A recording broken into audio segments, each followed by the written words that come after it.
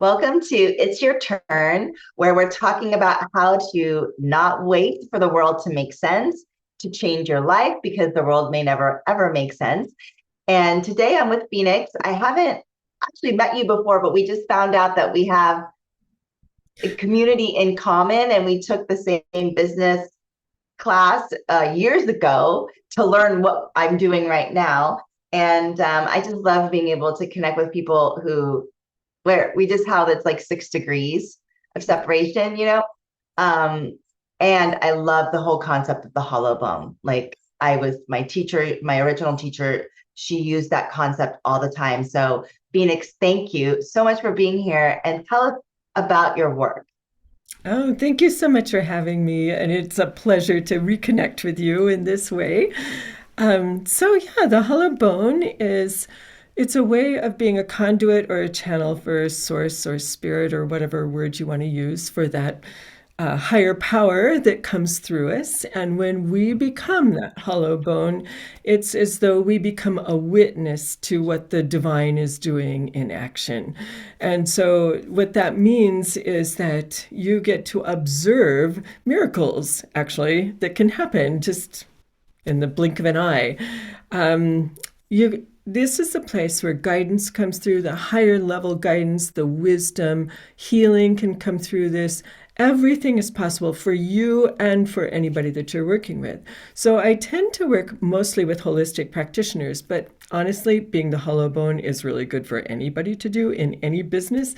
And I firmly believe that if every business operated in this way and would hold their meetings by being hollow bones together, can you imagine how the world would change so rapidly? First of all, you have to be in a place of love before anything will flow through you. And when you stop being in a place of love, if you start judging or controlling things, it'll stop. The energy will absolutely stop.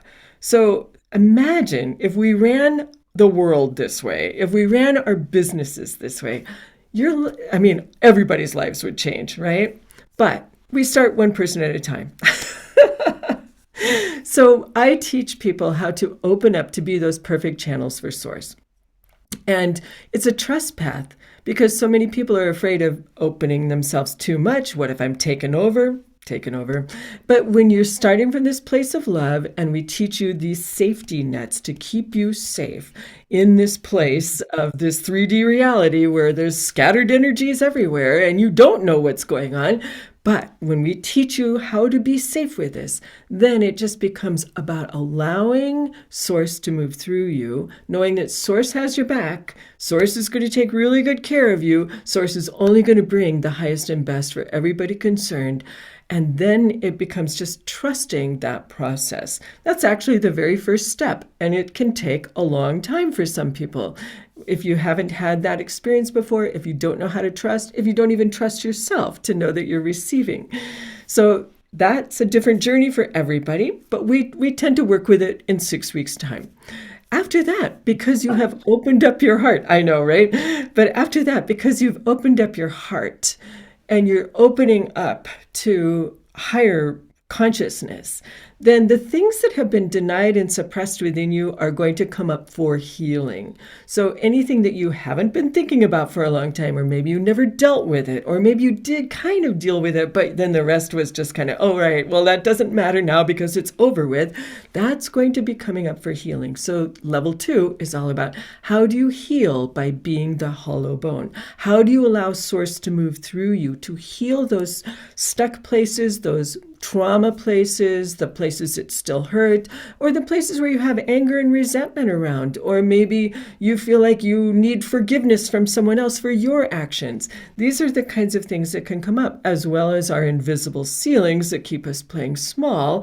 And our invisible ceilings would be things like, I don't feel good enough about myself, or I'm unlovable, or I can't do this because I've never known how, and I just don't know how to learn that.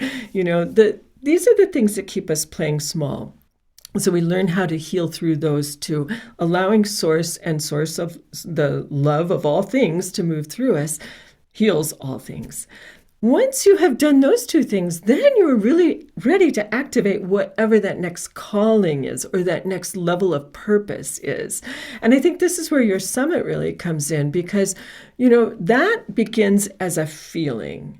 It doesn't begin as a knowing necessarily. You don't know what it is. You just feel like you're ready for something different and you're not quite sure what it is, and heaven knows how you're going to get there, right? But through the opening and the healing, we're actually getting to that place where more clarity is coming through. The breadcrumbs from spirit are coming through to take you on your path. You don't have to figure out the how. That's spirit's problem. Spirit will take you through the how. But what you have to do is say yes. And once you say yes, then everything can magically fall into place to activate that next level of calling that you are being driven to, that your soul is asking you to step into. And once you've gone through that system, open, heal, and activate one time, you're going to find that it works for every change in your life. And you come back to that same thing. Open up again at a different level of consciousness to different ideas, different nuances. You're going to have to heal different aspects of what's going to come up because this is maybe a higher calling, a higher level of consciousness you're working at. So different things are going to come up for healing. Once that happens, you're ready to activate that next step, no matter what that is. Now, for some people, it can be getting a new job or starting off as an entrepreneur, up-leveling their existing business to a higher level so they're not working as hard. They don't have to worry about scaling or trying to take on more clients when they're already exhausted or burning out. It's about turning it over to Source, allowing Source to flow through them to manage the business, because your business has a consciousness and your business will tell you exactly when it wants to grow and how. We just have to learn to listen to it. And so then the cycle just keeps repeating and repeating. Not everybody's in it for their business. Some people are coming to this because they have tried everything for healing and they haven't seen any results or the results that they wanted. So we've seen people that have tried for 30 years trying to heal their autoimmune diseases, and those diseases have eliminated as a result. They're no longer carrying markers in their blood for this. They're no longer carrying any of the pain levels in their blood, and so they no longer have all of the exhibiting symptoms of their autoimmune diseases. We've also seen people who have had tumors and the tumors have disappeared, cysts have disappeared. So just for, major healing, this is another place. What have you got to lose?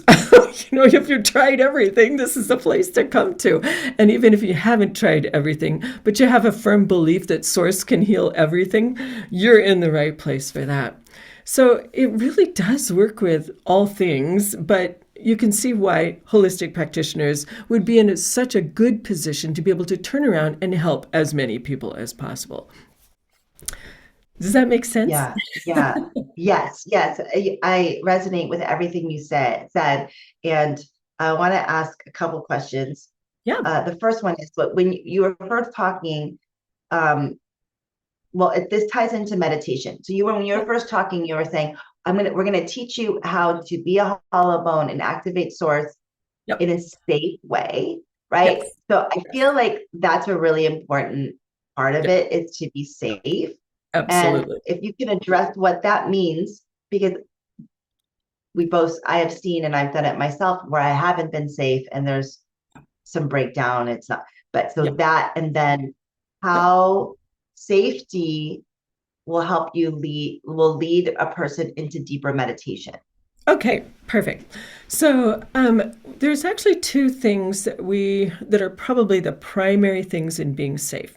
The first thing is you need to be able to step into a place of unconditional love. But if that's too hard, because I've got a lot of pushback from people that don't even know what that is because they never experienced it. So that what has happened in my investigations of figuring out how to be the hollow bone, because it was handed to me, I didn't know it. I didn't create this. It was handed to me, and then I had to figure it out. So in figuring it out, stepping into unconditional love, or the next best thing, is a feeling of peace. And you can achieve a feeling of peace from being in nature. Where do people go when they have a day out? Well, they go to nature. They go to the park. They go to the mountains. They go to the desert. They go hiking. Everybody can connect with nature in some way, even if it's just a park that's 15 minutes away, right? And nature in its own vicinity just helps to heal ourselves. It gives us a sense of peace. If you're sitting with your back to a tree, you can feel that peace. You can feel the calmness coming through. That is close enough to unconditional love to be able to keep you safe in this process.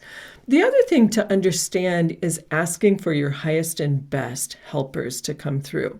Because many times with Source flowing through you, Source is going to utilize whatever helpers want to come in to make it more real for us. So when we ask for our highest and best helpers to come through, that's going to be angels, archangels, ascended masters, like the spirit of light, the spirit of love. So really high level spirits.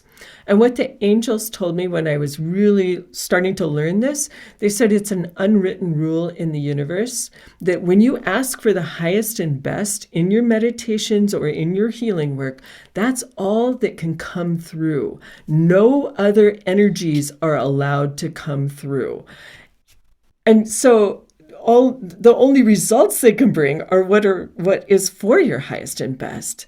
So you're always going to get something remarkable and wonderful, and you're going to know truth when you hear it or feel it or sense it in whatever way you do.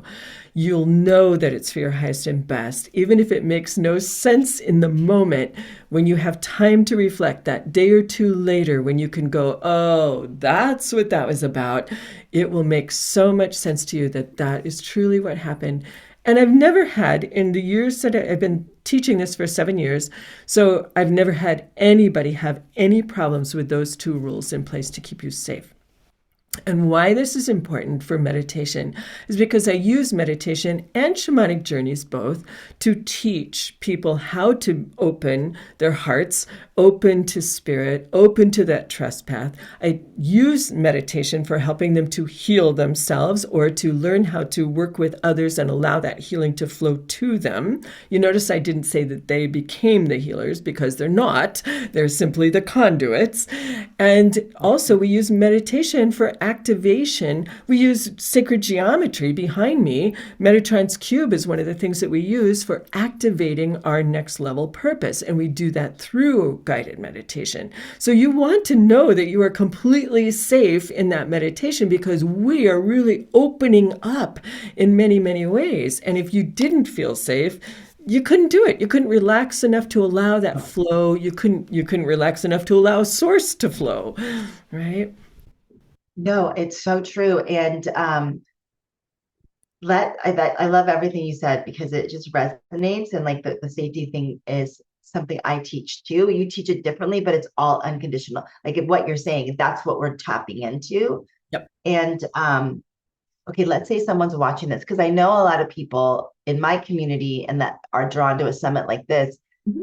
They know, especially like they're midlife or later, right? Yep. 50s and on, they may be retired or they're done raising their family. And they're saying, I know I have this healing calling. I want to give back. But you said it, but I don't know how. Yep. Yep. And I don't trust I'm good enough, Yep. you know? Yep. So can you speak into those people who are going, and I see people experience people in like a lot of not pain, but just like just comfort because the guides are knocking on their door going, come on, good. And then oftentimes they don't take action. Right. So if you could speak to those people, because I know they're watching. Sure. And I would say too, it's not just the 50s and 60s, but it really starts to happen in your 40s. There is something Mm. really significant in the 40s that says, I need to change and I need to scale up and I don't know how, or I don't know what that looks like. I don't know where to start with that. We want the world to change, but it's really the change has to come from within us, right? And so the first thing that when I work with people, the first thing I do is I just take them through a basic meditation that teaches them just a little bit about what it's like to be in nature. so they can really deepen their understanding of what nature is doing for them. And it helps them to open their heart, because when we can open our hearts, then we are letting the divine in. And when the divine comes in, then everything can happen, right? So it's just about cracking that door open just enough so that source or the divine can come in. And through this guided meditation, which always starts with a lot of love and a lot of peace and just really grounding them into nature, usually I'll have them like invite in a helper, and it's one that they trust. If they haven't ever worked with a helper before, then, just be open to how you might receive that helper. Some people see them, some people feel them. I hear them. I've always been very auditory. The toughest ones are the ones where they say, I know it, but I don't have anything to validate that. It's kind of that pit of your stomach where you just know it without knowing how you know it. But you have to trust that part. That's really significant too. You can't discount that just because you don't see something that goes along with that. You will see something that goes along with that. And it happens to everybody eventually. So just hang in there, but first it just is like going through what I would call a generic hollow bone meditation, just to experience what it's like. And people come out of there with the very bare minimum, a feeling of peace. What else can happen is people come out of there having awarenesses of long-standing patterns that need to change, and they're ready to change them. Like family patterns of rescuing, or family patterns of being the pleaser. Those things come up and they go, you know what? I don't have to do that anymore, and I'm going to learn how. They just come back with this direction that's so clear. Not everybody, but some people do, right?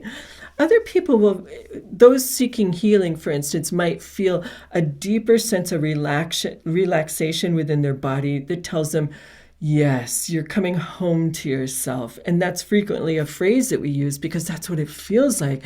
It feels like this deep recognition of, oh, this feels so perfect, and I've missed this feeling. Where has this been all my life? That kind of thing. So we call that coming home to yourself. So yeah, that's the first thing I do, is just take them through a guided meditation and say, well, let's just see how this goes for you. See what happens. And be open, right? And like Be be open. open to where it goes.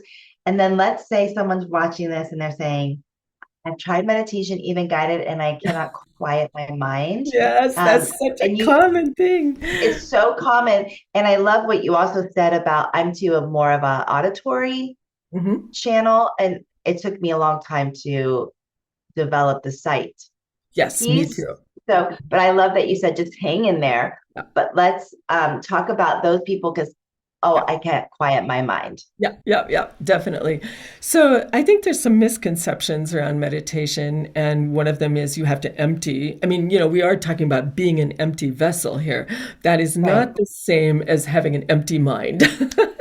And the reason that I mean, it sounds like that because our vision is, Buddhist monks who are just sitting in the mountains, and they never move from their seat for 8 hours, and they look so serene and happy, So that's kind of what we think of when we think of meditation. But meditation doesn't have to be like that at all, and we need to understand the role of our mind, right?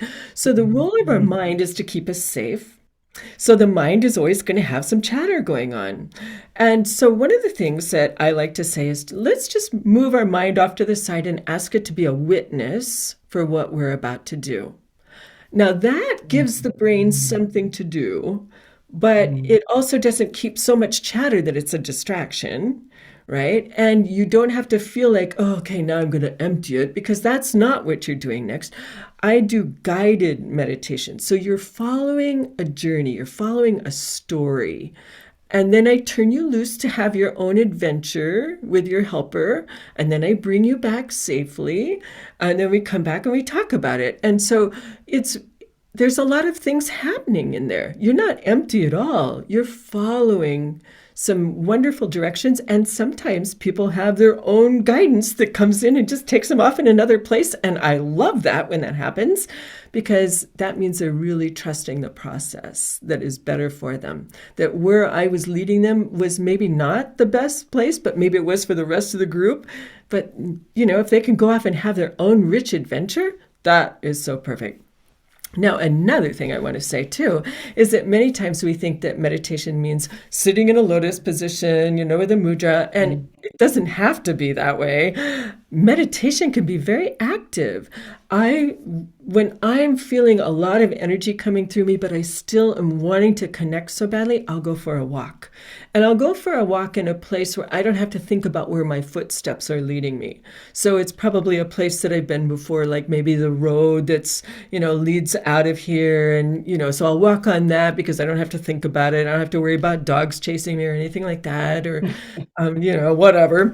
Or go to a labyrinth where your steps are just already planned out and you're just following it. What that does for you is your body is engaged and your brain is engaged with keeping your body engaged. And so that allows your heart to just kind of open up into this free flow that just manages to help everything flow through you better. So movement is wonderful. Qigong is wonderful because Qigong is just some basic movements, very simple movements that you just repeat over and over again that calm your body, open up your channels, allow you to receive, and your brain is engaged with making sure that your hands and your feet are doing what they're supposed to as your heart is opening. I mean, it's really a total body experience. So try something like that if meditation has not worked for you, because that, or walking, or, just asking your brain to be a witness, all of those three things really help people in their meditation.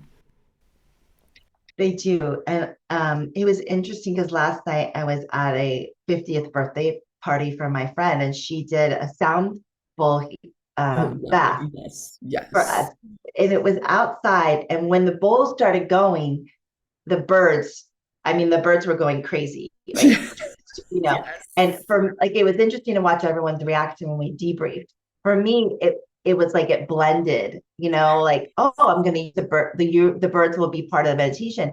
And then for a few people, they couldn't quiet because of the birds, Yeah. right? Like Yeah. all that I could think about was that's not supposed to be here. That's Yeah. bugging me.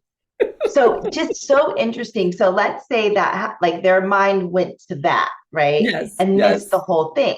Yep. Yep. But what would you say that every moment like that is a teaching moment? Just like use it as a moment to show you where you are with yourself. So can you speak a little bit to that? I'm laughing because yes, I was teaching shamanic journeys. This was way back in Sedona. So it was, I don't know, 2008 or nine, something like that. And I was teaching just the basic shamanic journeys. And this woman was getting madder and madder. And I knew what was going on. She wasn't getting what she wanted to get in a journey. She Mhm. wanted, the Technicolor movie happening, and it wasn't happening. Oh And I yeah. knew that, Yeah. but she wouldn't tell me. She wouldn't talk about it. She was just, just glowering, like a volcano. Finally, we do like the third journey, and she just explodes. And she goes, I just can't believe this. I'm not getting anything. I might as well just go home. All I can hear is that darn flute music. And everybody went, flute music? And she said, there isn't a flute? And we were like, no, nobody's been playing a flute. It turned out her guide was Coco Pelli, the flute player that everybody Oh, had to that's follow, right? amazing. But she had Oh, missed it that's amazing. completely. But her reaction was to be mad, Yes, right? yes, That's yes, Matt. amazing. It was such I a great love that. moment, though. I mean, even she was able to laugh about it afterwards. So that was really good because, it was such a stunning, no, there's nobody playing a flute. I'm beating a drum, That's awesome. Yeah. So sometimes, when we are getting frustrated, um, it's a wonderful opportunity to just look at that and say, well, why is that frustrating me? Why is the bird song Yes. frustrating? Why is the flute frustrating? That's a beautiful Yeah. natural around? Why can't I just go into it? What is the belief here that I'm holding that is keeping me from moving into that, right? Of course, we don't It's think like like so that. perfect. Yeah. You what? I'm sorry, what'd you say? Oh, I say, well, we don't always think like that in the moment, but it is something to think about ahead of time, just in case that happens, right? So interesting. Okay. And then as we're winding down, I do have a question. Why, but that's not that, that's how do I phrase this? If someone reaches a level, because you're talking about reaching levels of unconditional love, Yes. curiosity of the self, like all these places, right? And Yep. the Buddhist monks, that's what they do all day, but they don't Yep. work, they don't do anything usually, and just meditate. Yep. But what have you seen in that are the results of a practice or meditation practice, journey practice in people's lives? Like, what have you seen are tangible results externally and internally that shows up for people? Uh, yeah. So I think one of the first things that probably shows up is an awareness of something that's not working for them in their lives and how it's not working. Mhm. For me, when I first started meditating, the first thing I heard was quit your job, and I'm like, I didn't want to hear that. So, but it was so true. It was so right on, and I knew it to be truth, but I didn't want to hear it that way. But, it was. Not everybody's going to hear that. I just want to put in a disclaimer, but But that's, you heard that big message. oh, yeah, it was a big message. Yes, absolutely. And I've had other big messages in my life, like quit your relationship, that was a toxic relationship. It wasn't supportive. It wasn't a supportive one. Move across country, start all over again in a place where you don't know anybody. I mean, I've had really hard messages. Never have I looked back. Never did I ever regret listening to those messages. You know truth when you get it, right? So that's just my experience, but in terms of students, so like I had offered what I called a hollow bone experience a couple of weeks ago, and people they're sharing afterwards was just amazing. One person's grandmother came in; she was deceased, but she came in as a helper and was just sitting there and telling her granddaughter, I'm here to help you, and you've had some rough times, but I just want you to know that those times are over now because now you're allowed more support and you're in a better place, and so I'm going to be helping you, and here's what you're going to be doing, and you're going to be working with more people, and just keep volunteering in the way that you're doing, and it's going to lead to more paying jobs for you. I mean, that was just, she was in Okay. tears when she got back out of Wow. that journey. It was amazing. That's not uncommon either, so things like that can happen. There was another woman, well, she had just started meditating, but she was in level 2, the healing part, and she noticed a lump in her breast. So she has a history of breast cancer in her family. So she went to the doctor right away, who said, "Well, given your history, we better do some things." And she goes, "Yeah, but I'm just studying this thing right now. So let me study some more. I'll come back in a month." And I thought, well, okay. So she went back and she was studying everything about the healing in the level 2. At the end of that, she goes back and she's sitting in the doctor's office waiting to be called. He wants to run some scans on her to see what kind of lump this is. And she's sitting there and she feels Angel Ariel come in. And Angel Ariel was just like face to face with her. And she felt that Angel Ariel had reached inside her and pulled something out. But she said, I didn't know what it was. I didn't see that part. I just felt, I knew what I felt, but I didn't know what it was. So she goes in, they call her name for the tests, and she goes in for a scan. And they do a scan, and then they do another scan, and then they do another scan. And then pretty soon they're calling people in, and they're calling more people in. And then they go, okay, you can leave now. And she goes, what? And they said, you can leave now. And she said, well, what was going on here? You're making me nervous. What's happening? And they said, well, we could tell something had been there, but it's not there anymore. Ooh, isn't that enough to Okay. give you shivers? So good. Yeah, yeah. So, I mean, anything and everything is possible when we literally let source through, right? I think that's the biggest thing that we can mention here. It all comes back down to source. And now that said, okay, so when I um, when I was first trying to figure out the hollow bone, and the angels were very quiet. They weren't telling me a thing, so I knew that that meant I had to figure it all out, right? So Yeah. I was trying to figure it out, and I finally found the origin of the phrase "the hollow bone," and that was from Chief Frank Foolscrow, who is the nephew of Black Elk, was the nephew of Black Elk. He was a renowned healer, Lakota healer. People came from all over the country to work with him because of his healing methods. And when asked about his healing methods, he said, I just become the hollow bone. And when probed a little further, he said, not, he said, there are two things that happen, healing or curing. He said, curing is when people come to me and they have these symptoms and the symptoms go away. That's what curing is called. He said, but healing is where you have a sense of peace over what is. And so maybe you're in stage 4 cancer, but you have a sense of peace about that. Or maybe you've done your amends and you've quit drinking and you've asked for forgiveness and you've received forgiveness, whatever it is. So you're in a sense of peace. And he said everybody can find peace, but not everybody can be cured. And he said that really comes down to spirit, the great spirit. That has nothing to do with me or the person. It's totally about great spirit, and I don't know what makes that decision. But I believe that that's probably true. We don't really know what people are here to learn. And so we can't assume anything. Maybe they're here to go through an illness because they need to receive in that way. I mean, it sounds Mhm. strange, but maybe we wouldn't let ourselves receive any other way than if we were too debilitated to do it otherwise, because we're proud, we're strong, we could do this, we could push through this. No, maybe that's not the lesson here. So, we never know what it is.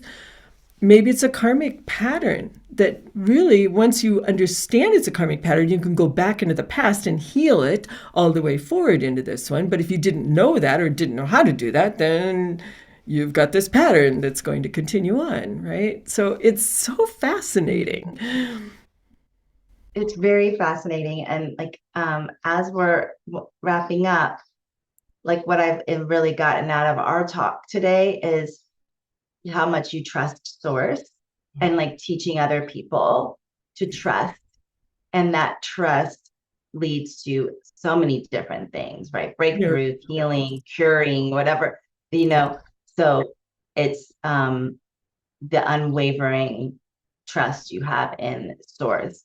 And um, before you talk about your free gift, just maybe a little bit about how I feel it's very important right now as everyone's talking about the world's on fire, right? Like just how important that is right now. Oh my goodness, yes.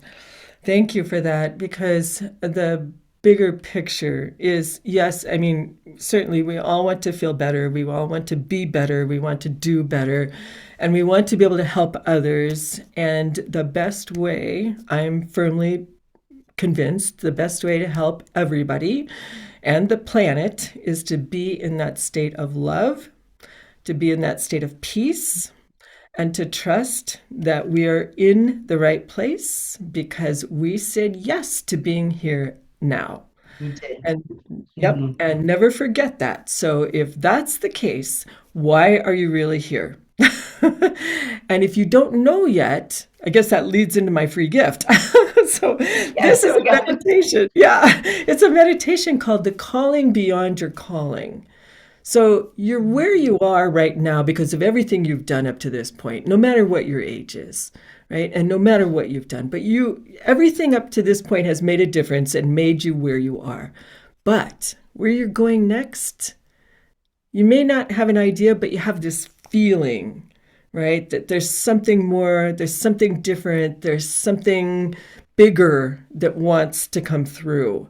Even if you don't know what it is, this is the meditation that will help you get clarity around that, because it's a meditation with your future self who's been where you are right now, made it through, and has a whole bunch of help and support to give you at this time. So remember, you don't have to know how you're going to do these big things. You just have to say yes to them. And this will give you the clarity about what you're saying yes to so that you can help make the world a better place through that love, through that trust, through that sense of peace, through stepping into a bigger calling within yourself that also is because you said yes to this life at this time. I love that. I love that. I have a girlfriend who she's organizing this great mother march. They're walking now from she's on this summit too. They're walking from North Carolina to Washington to Wow. DC in a span of 30 days. But she had what you were, she was in meditation and the message came through, you're going to do this mother march, great mother march. And she was like, how, what? So, but it's working. I mean, she's doing it. So Yep. that what you're saying, when you hear those messages, Yep. all you got to say is yes and keep going. Yep. Yeah. Because the rest will So good. appear. The right people will appear, the right circumstances will show up for you. You'll be amazed at how little work you have to do once you say yes. Yes is the hardest part. Yes is the hardest part, right? That's so good. That's so good. Well, Phoenix, it was so nice being with you. I really enjoyed this conversation, and just I loved how much you brought in, like I said, source, and just reminding us all that that's what it's all about. And it sounds like you're doing really, really great work in the world. Oh, thank you so much for having me, and thank you, listeners, for being here too and for changing your life. Exactly. And so get what you can get Phoenix's free gift, the meditation here on this page. And I'll see you on the next interview. Thanks, everyone.